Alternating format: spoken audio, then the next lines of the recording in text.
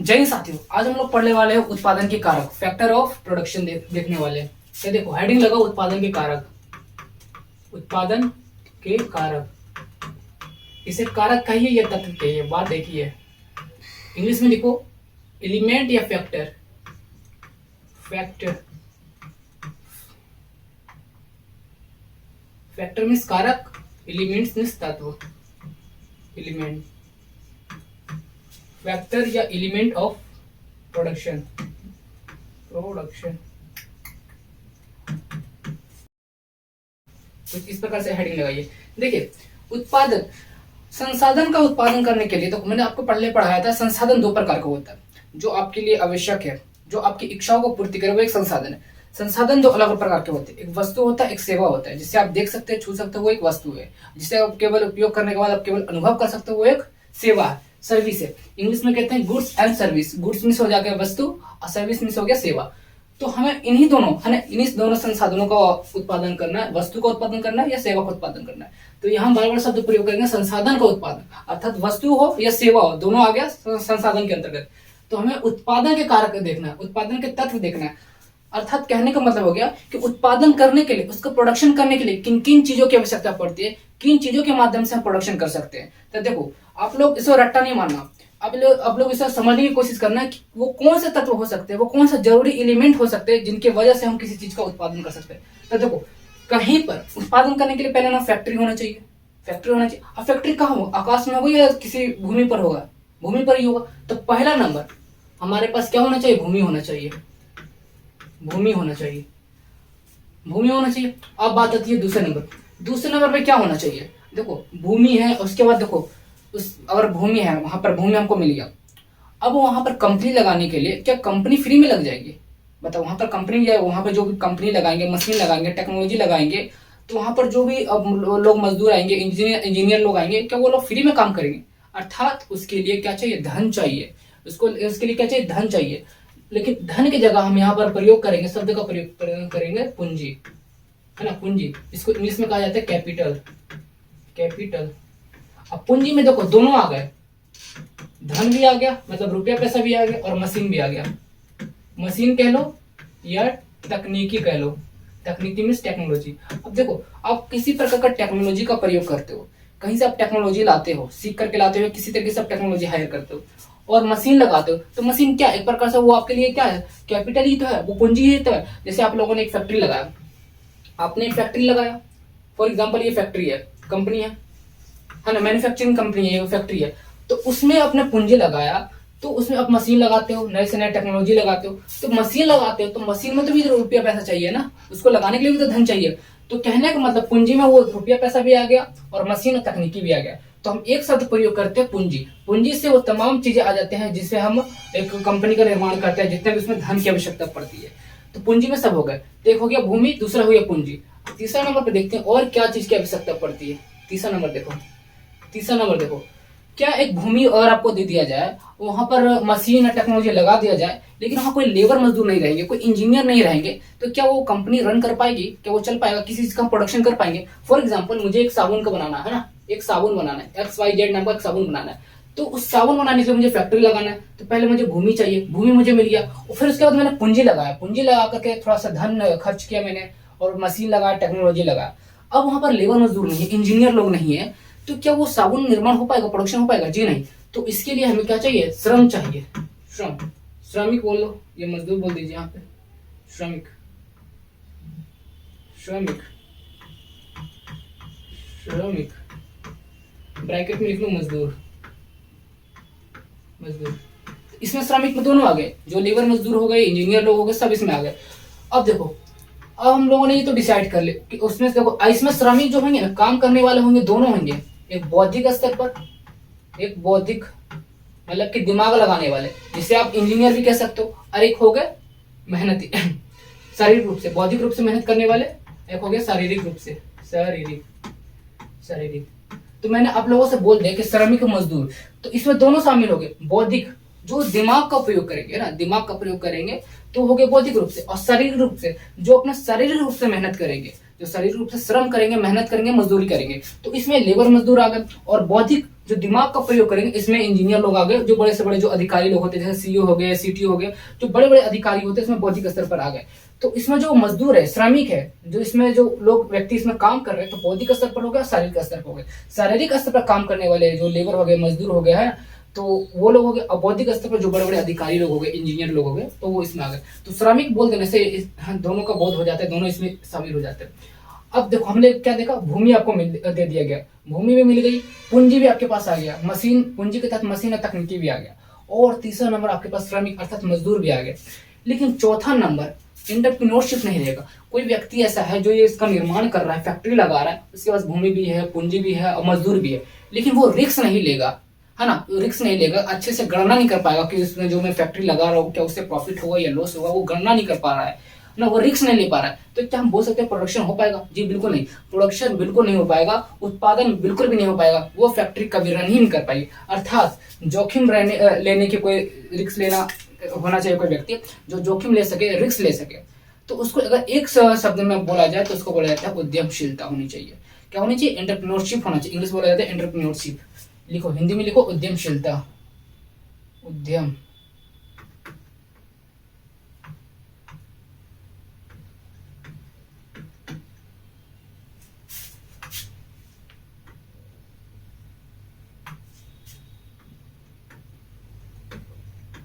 उद्यमशीलता।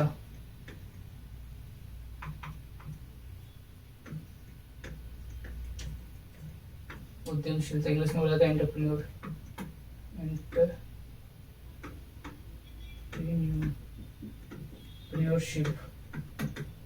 एंटरप्रेन्योरशिप देखो, तो हम लोगों देखो यही चार महत्वपूर्ण कारक होता है। तो उत्पादन करने के लिए चार महत्वपूर्ण कारक होते हैं। पहला नंबर, हमें कुछ चीज का उत्पादन करने के लिए, किसी चीज का फैक्ट्री लगाने के लिए, कंपनी लगाने के लिए, पहला नंबर हमारे पास भूमि होनी चाहिए। तो पहला नंबर हो गया हमारे पास भूमि होनी चाहिए। दूसरा नंबर, उस भूमि पर कारखाना लगाने के लिए, मशीन लगाने के लिए, टेक्नोलॉजी लगाने के लिए हमारे पास क्या होना चाहिए? पूंजी होनी चाहिए। पूंजी से सब आ गए, धन भी आ गया, रुपया पैसा भी आ गया, मशीन तकनीकी सब आ गए। और इसके साथ ही साथ श्रमिक होना चाहिए, मजदूर हमारे पास होना चाहिए, तभी तो उस कंपनी में काम करेंगे, उस फैक्ट्री में काम करेंगे। और श्रमिक में बौद्धिक स्तर पर और शारीरिक स्तर पर दोनों लोग काम करने वाले व्यक्ति इसमें शामिल हो गए। चौथे नंबर पर एंटरप्रेन्योरशिप होना चाहिए, उद्यमशील। चौथे नंबर पर एंटरप्रेन्योरशिप होना चाहिए, उद्यमशीलता होना चाहिए, जो जोखिम ले सके, हाँ, रिस्क ले सके। अगर रिस्क लेने वाले व्यक्ति नहीं होंगे, उद्यमशीलता करने वाले व्यक्ति नहीं होंगे, रिस्क लेने वाले, ये जोखिम लेने वाले अगर व्यक्ति नहीं होंगे, तो कभी कल्पना नहीं की जा सकती कि उत्पादन कभी किसी वस्तु का उत्पादन हो सकता है। तो उत्पादन के कारक में अगर बोला जाए कि हमारे पास चार महत्वपूर्ण तत्व है, अगर इन चारों तत्वों में से अगर कोई एक महत्वपूर्ण तत्व पूछा जाए कि बताओ, आपके पास चार ऑप्शन दे दिया गया, बताओ उत्पादन के कारक निम्नलिखित में महत्वपूर्ण कारक कौन हो सकते हैं? निम्नलिखित में अगर ये चार कारक आपको दे दिया जाए ए बी सी डी कर करके, तो आपसे पूछा जाए कि बताओ निम्नलिखित में उत्पादन के महत्वपूर्ण कारक कौन हो सकते हैं, तो भाई भूमि सबके पास होता है, पूंजी भी सबके पास होता है, मजदूर भी सब लोग व्यवस्था कर ही लेते हैं, मजदूर ढूंढ लेते हैं। क्या वो लोग जोखिम और रिस्क ले पाते हैं? जोखिम अगर वो रिस्क ले भी रहे थे, क्या वो सक्सेस हो पाते हैं? नहीं। तो सबके पास ये क्वालिटी नहीं होती, सब लोग रिस्क नहीं लेते। इसीलिए कहा जाता है कि भारत में, इंडिया में जो लोग बिजनेस स्टार्ट करते हैं वो अधिकतर बिजनेस उनका फेल हो जाता है। तो सबसे अगर महत्वपूर्ण कारक बोला जाए कि उत्पादन करने के लिए, किसी वस्तु का प्रोडक्शन करने के लिए महत्वपूर्ण कारक कौन से हो सकते हैं, तो वो है एंटरप्रेन्योरशिप, उद्यमशीलता, जोखिम लेने का शक्ति, रिस्क लेने की शक्ति। ये सभी व्यक्ति के पास ये गुण नहीं होता है। अर्थात इस आधार पर कहेंगे कि निम्नलिखित में कौन से उत्पादन के कारक हो सकते हैं, निम्नलिखित में उत्पादन के महत्वपूर्ण कारक कौन से हो सकते हैं, तो आप ऑप्शन लगाना, जहां भी रहे तो आप ऑप्शन लगाना उद्यमशीलता, इंग्लिश में बोल देंगे एंटरप्रेन्योरशिप। इसको देखो तोड़ के पढ़ना है, एंटरप्रेन्योरशिप। एंटरप्रेन्योरशिप थोड़ा सा मीनिंग बड़ा है, तो इसको थोड़ा ध्यान में रखना। तो आई थिंक ये चार उत्पादन के चार तो जो कारक होते हैं, चार कारक समझ में आ गया। अब इसी चार कारक को थोड़ा सा हम गहराई से पढ़ते, डिटेल्स में पढ़ते। देखो मुझे लिखना ना पड़े इसलिए मैंने पहले से लिख रखा है, बस इसको समझने की कोशिश कीजिए। बस पॉइंट हमारा यही था कि उत्पादन के चार कारकों के बारे में पढ़ना है। बस थोड़ा सा इसके बारे में थोड़ा डिटेल्स में पढ़ लो, देख लो। देखें, यहां समझने की कोशिश करें। देखो यहां मैंने लिखे कारक, ये हो जाएंगे, इसके नीचे कारक हो जाएंगे। और उत्पादन में प्रयुक्त संसाधन, मतलब कि इसमें कौन कौन से संसाधन लगे हैं, वो संसाधन का नाम लिखा गया। और इधर प्रतिफल, अर्थात इसके बदले में क्या देना पड़ेगा। क्या इधर मैंने चौथे नंबर पे लिखा कि ये भारत में संभव है, ये क्वेश्चन कर रहा है, क्या ये भारत में संभव है। देखो पहला नंबर में मैंने क्या बताया, पूंजी। तो पूंजी में देखो पहला नंबर तो मैंने भूमि बताया, लेकिन मैंने यहाँ पूंजी पहले लिखा है, तो पूंजी बोला समझो। तो पूंजी बोले तो कैपिटल, तो कैपिटल में धन भी शामिल है, मशीन भी शामिल है और तकनीकी भी शामिल है, अर्थात मनी है ना, रुपया पैसा, मशीन और टेक्नोलॉजी तीनों शामिल है। जब हमारे पास धन नहीं रहेगा, अर्थात मशीन कैसे आएगा, टेक्नोलॉजी कैसे आएगी, हमारे पास रुपया पैसा होना चाहिए। अगर रुपया पैसा नहीं है तो हम कहाँ से लाएंगे, कहाँ से लाएंगे, तो ब्याज पर है ना, प्रतिफल बोले तो ब्याज, ब्याज पर हम धन ले आएंगे, तो अर्थात ब्याज पर हम धन ले आएंगे। ये एक थ्योरी बनती है कि हम ब्याज पर पैसा ले आएंगे, धन ले आएंगे। लेकिन सवाल उठता है कि भारत में संभव है, कि भारत में ब्याज मिल सकता है? तो देखो पूंजी का अभाव है, भारत में पूंजी का अभाव है, सभी लोगों के पास पूंजी नहीं है, सभी लोग बिजनेस नहीं कर सकते। पहला तो कमी तो है कि सब लोग जोखिम नहीं ले सकते, है ना, सब लोग रिस्क नहीं ले सकते।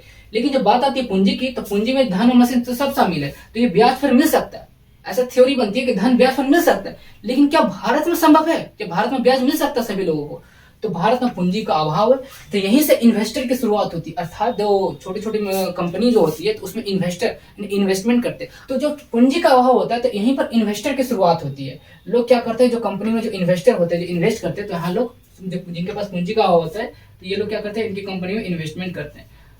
अब देखो क्या भारत में संभव है? तो सरकार के द्वारा मुद्रा एक प्रकार की योजना है, MUDRA, मुद्रा एक प्रकार की योजना है। इसके तहत एक मुद्रा योजना चलाई जा रही है, और जो संसाधन की जो कमी, सॉरी पूंजी की जो कमी है, अभाव है, इसके तहत है ना, इसके तहत लोगों को जो कंपनियां स्टार्ट करना चाहते हैं, अपना स्टार्टअप रन करना चाहते हैं, तो उसके लिए सरकार क्या करती है, कुछ ब्याज, कुछ रुपया, कुछ रकम ब्याज के रूप में दी जाती है। तो सरकार के द्वारा एक मुद्रा योजना चलाई जा रही है, जिसके तहत जो कंपनी रन करना चाहती है, स्टार्टअप करना चाहते हैं, जिनके पास पूंजी की कमी है, पूंजी का अभाव है, तो सरकार उन्हें कुछ रुपया, कुछ अमाउंट उन्हें ब्याज के रूप में देती है। तो अर्थात भारत में संभव है, लेकिन पूंजी का अभाव देखा जाता है। अभी ये मुद्रा योजना कंप्लीटली सक्सेस नहीं की गई, सभी व्यक्तियों को।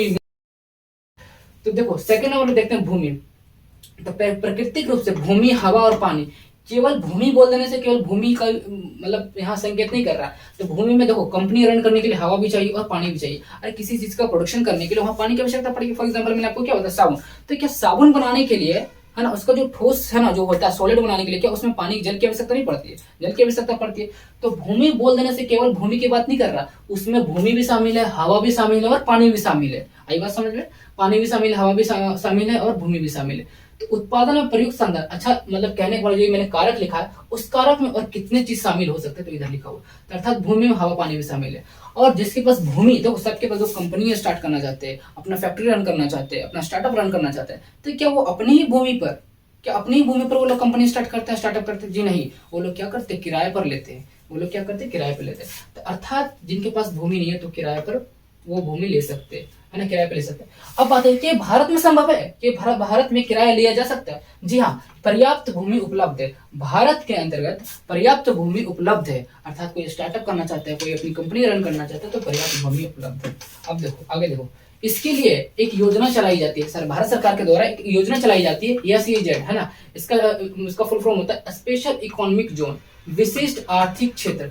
इसका मतलब क्या हुआ? देखो क्या होता है, सरकार क्या करती है, एक जैसे कि भारत है ना, जैसे कि ये भारत है फॉर एग्जांपल, यहाँ गुजरात। तो गुजरात में क्या करेगी भारत सरकार क्या कहेगी कि इस क्षेत्र को मतलब कि यहाँ से जो भी है गांव है, शहर का, तो इसको खाली करवा करके इसको स्पेशल जोन बनाया जाना चाहिए, इसको स्पेशल क्षेत्र बनाना चाहिए कि वहां पर केवल बिजनेस होगा, केवल कंपनी होगी, केवल फैक्ट्री होगी।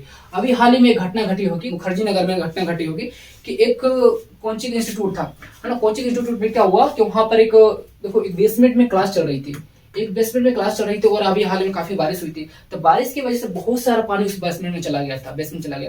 तो इसके लिए कोई रूल रेगुलेशन दिल्ली में बना नहीं था, क्योंकि देखो मुखर्जी नगर तो दिल्ली में ही आता है, तो दिल्ली में इसके लिए कोई स्पेशल रूल नहीं बना होता, स्पेशल कानून नहीं बना था। कहने का मतलब जो कोचिंग क्लासेस होती है किस तरीके से चलनी चाहिए, बेसमेंट में चलनी चाहिए कि नहीं चलनी चाहिए। जो हमारा ये रोड है, तो रोड से मतलब कि जो इंस्टीट्यूट की होनी चाहिए, जो क्लासेस चलनी चाहिए, उसकी ऊंचाई कितनी होनी चाहिए। और जो बेसमेंट बोलने का मतलब जो रोड से है ना, रोड से नीचा था, बेसमेंट की जो ऊंचाई थी, ऊंचाई ऊपर होनी चाहिए रोड की, लेकिन वो क्या था, रोड से नीचा था। तो इसका मतलब क्या, जब भी नाली का पानी जब भरेगा, रोड पे पानी जमेगी, तो आसानी से बेसमेंट में पानी जम सकता है। अगर यही क्लासेस अगर रोड से ऊपर चलेगी तो थोड़ा पानी चढ़ने में थोड़ा समय लग सकता है। तो ऐसी घटना घटी थी जैसे हमारे पास डाटा आया था 3 लोगों की, इसमें 3 छात्राएं, 2 लगता छात्राएं थी और 1 छात्रा था, है ना। 3 लोगों की मृत्यु हुई थी, है ना, उनकी डेड बॉडी निकाली गई थी उससे पानी। क्या हुआ था, वो एक लाइब्रेरी, आई थिंक लाइब्रेरी चल रहा था, तो रात का समय था जब पानी बेसमेंट भर गया था। 3 लोगों को, वहाँ पे 3 स्टूडेंट पढ़ रहे थे, शायद पढ़ाई कर रहे थे, तो लाइब्रेरी में पढ़ाई ही करते, तो पढ़ाई करते उस दौरान उनकी मृत्यु हो गई थी। तो वहां पर कोई स्पेशल रूल और रेगुलेशन नहीं था। तो कहने का मतलब, जिस प्रकार से यहाँ सरकार यहाँ लाई थी स्पेशल इकोनॉमिक जोन, कोई विशेष क्षेत्र को आवंटित कर करके ना कंपनी फैक्ट्री को दे दिया जाता है कि इस क्षेत्र में केवल कंपनी चलेगी, केवल केवल कंपनी फैक्ट्री लगाई जाएगी। तो दिल्ली सरकार को अभी शायद ऐसा रूल और रेगुलेशन ला रही है दिल्ली में, क्यों एक स्पेशल जोन बनाया जाएगा, स्पेशल क्षेत्र बनाया जाएगा, आवंटित कर दिया जाएगा कि इस क्षेत्र में केवल केवल कोचिंग क्लासेस चलाई जाएगी, और इस कोचिंग क्लासेस चलाने के लिए तमाम प्रकार का रूल और रेगुलेशन होने चाहिए। अभी हाल ही फिलहाल देखो 2-4 महीने पहले एक और घटना घटी थी। एक इंस्टीट्यूट थी, शायद उस इंस्टीट्यूट का नाम मुझे याद नहीं आ रहा। उसमें क्या हुआ था, उसमें पानी का समस्या नहीं था, उसमें क्या होता, एक इलेक्ट्रिक शॉक हुआ था। इलेक्ट्रिक शॉक की वजह से उस कोचिंग इंस्टीट्यूट में आग लग गई थी। तो आग लगने के बाद क्या होता, उसके बेसमेंट में आग लगा था। अब बच्चे क्या ना, अब नीचे आ नहीं सकते, अब उसमें पूरा आग लग चुका था। अब बच्चे क्या कर रहे थे, ऊपर से कूद रहे थे। तो उसका प्रॉपर रूल और रेगुलेशन नहीं था। कोचिंग उस क्लास में बैठने के लिए सीट केवल 500 थी, लेकिन उसमें जो स्टूडेंट बैठे हुए थे वो 500 से प्लस थे, लगभग 600-700 थे। तो कहने का मतलब स्पेशल कुछ कोई खास रूल और रेगुलेशन नहीं बना था ताकि उस कोचिंग क्लास वो उसको फॉलो कर सके। तो शायद दिल्ली के जो सरकार थे वहां पर ऐसा डिसीजन लिया होगा उन्होंने कि स्पेशल एक क्षेत्र बनाना चाहिए, स्पेशल जोन बनाना चाहिए, केवल वहां पर कोचिंग क्लासेस चले। से भारत सरकार को इस प्रकार से एक रेगुलेशन एक्ट लाना चाहिए। सरकार को, जो वहाँ पे राज्य सरकार है, तो उसको एक रेगुलेशन एक्ट लानी चाहिए ताकि कोचिंग क्लासेस को एक्ट रेगुलेट कर सके।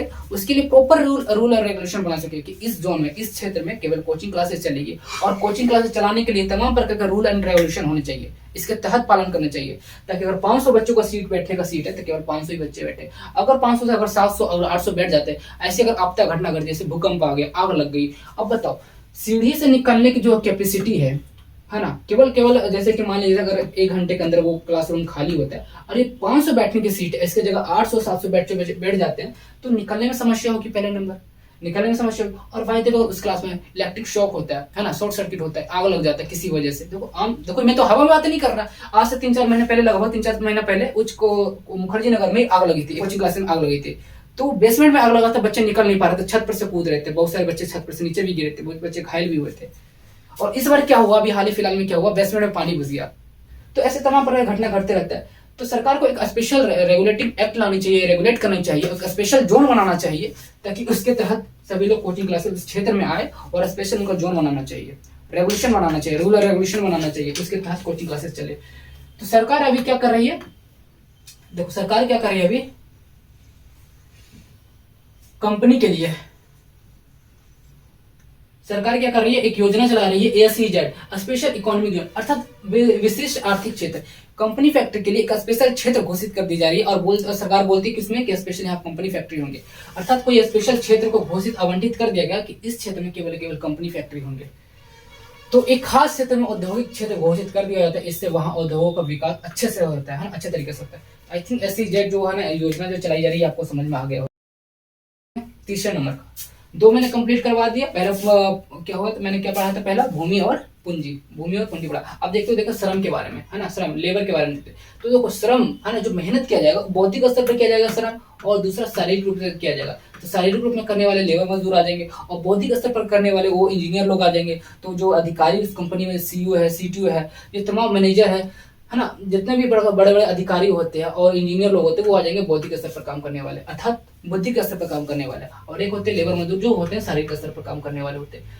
तो अगर कोई कंपनी फैक्ट्री में लेबर को हायर कर रहा है, इंजीनियर को हायर कर रहा है, तो उसके बदले क्या देना पड़ेगा, उसके बदले मजदूरी देनी पड़ेगी, तनख्वाह देनी पड़ेगी, सैलरी देनी पड़ेगी। इसमें आप ब्रैकेट भी लिख सकते हो, तनख्वाह सैलरी जो भी लिखना है, तनख्वाह देनी पड़ेगी, मजदूरी देनी पड़ेगी। इसको इंग्लिश में कहा जाता है वेजेस, है ना, और तनख्वाह को सैलरी कहा जाता है। अब देखो क्या भारत में संभव है, देखो भारत में श्रमिकों की कमी नहीं है, भारत में लेबर की कमी नहीं है, लेकिन स्किल्स की कमी है, कौशल की कमी है। कौशल या स्किल्स क्या होता है, फॉर एग्जाम्पल आप किसी क्षेत्र में चले जाइए, किसी एक व्यक्ति को पकड़िए कि आप यह काम करने के लिए तैयार हो। अगर फॉर एग्जाम्पल इसको इस तरीके से समझने की कोशिश कीजिए कि एक मजदूर है ना, एक मजदूर है, एक कंपनी या फैक्ट्री में जाता है कि मुझे काम चाहिए।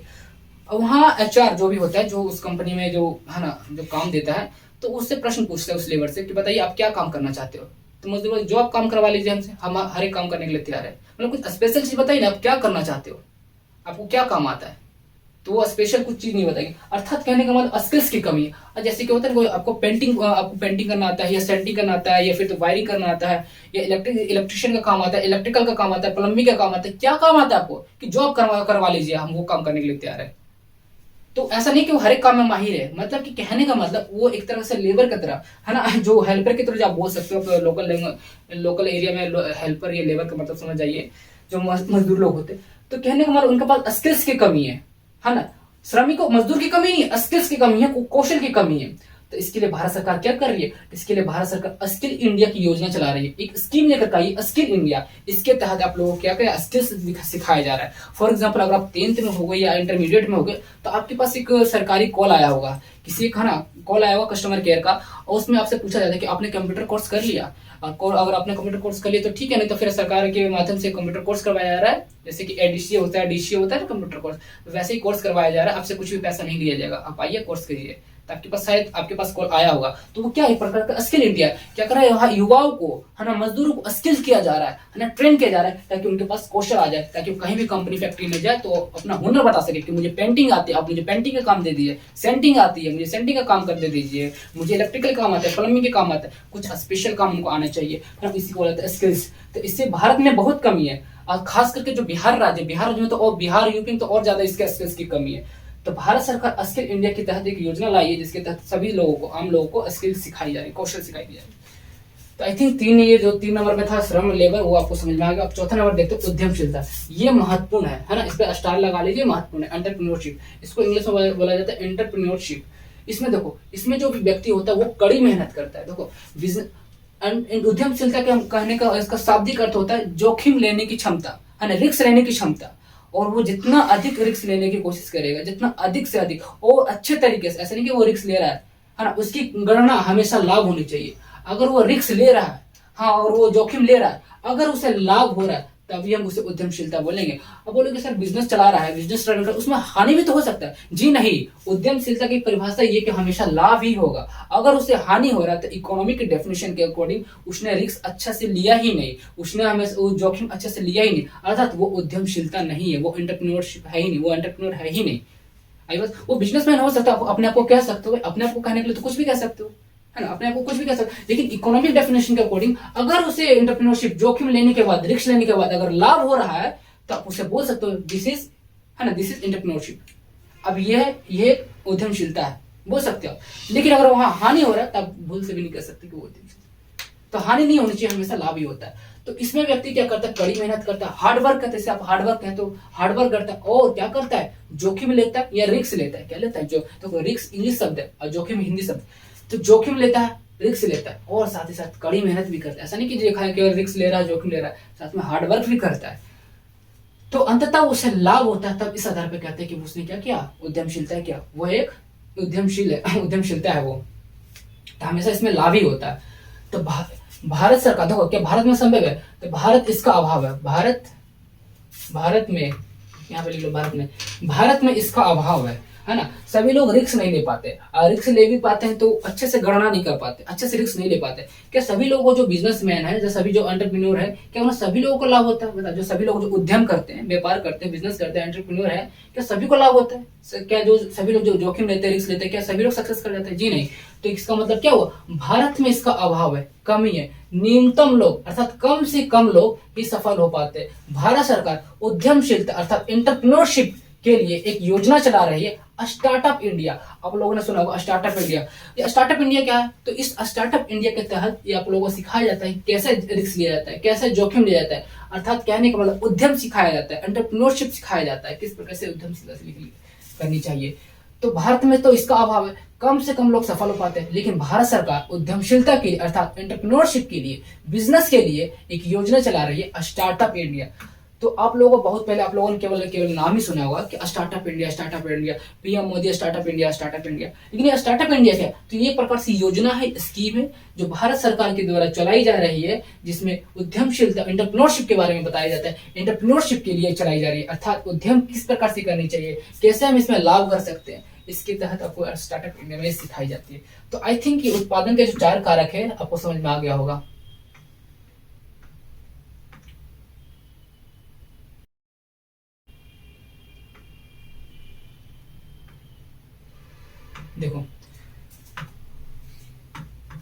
तो मैंने आपको पढ़ाया था उत्पादन के 4 कारक होते हैं। पहला हो गया भूमि, है ना, इसको इंग्लिश में कहते हैं लैंड, है ना। और ये हो गया पूंजी, इसको इंग्लिश में कहते हैं कैपिटल। श्रमिक, इसको इंग्लिश में कहते हैं लेबर। और इसको उद्यमशीलता कहते हैं, एंटरप्रेन्योरशिप कहते हैं। तो उत्पादन के 4 कारक होते हैं, अर्थात किसी संसाधन को, वस्तु हो या सेवा हो, तो किसी संसाधन को उत्पादन करने के लिए 4 कारक होते हैं। उनमें से एक महत्वपूर्ण कारक होता है जिसको हम कहते हैं एंटरप्रेन्योरशिप, उद्यमशीलता। जो लोग जोखिम नहीं ले सकते, है ना, रिस्क नहीं ले सकते, वो उद्यम भी नहीं कर सकते, वो व्यापार भी नहीं कर सकते। अर्थात इस आधार पर कह सकते हैं वो उद्यमशीलता नहीं कर रहे, वो व्यापार नहीं कर रहे। अर्थात कहने का मतलब हो गया इसमें 4 जो उत्पादन के कारक मैंने बताया उससे उद्यमशीलता बहुत ही महत्वपूर्ण है। आप इस पे स्टार कर लगा करके लिख लीजिए। तो मिलते हैं अगले सेशन में। आज तक इतना ही, तब तक के लिए बाय, बेस्ट ऑफ लक।